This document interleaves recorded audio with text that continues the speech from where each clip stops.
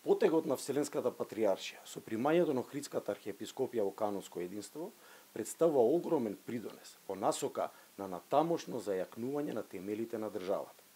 Личноста на патриархот Вартоломеј пак, како и неговото наследство, управувајќи ја црквата повеќе од 3 децении, представува голем благослов за сите нас, бидејќи ние, оваа генерација православни христијани, ја имаме привилегијата да го посведочиме чинот на вклучувањето на Охридската архиепископија во заедницата со останатите православни цркви во светот.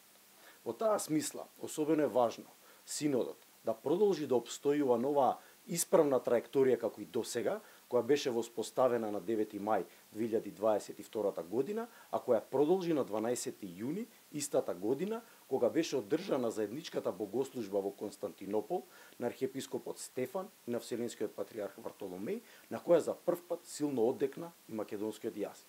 На тој, сега веќе историски мај за нашата држава и за православните верници,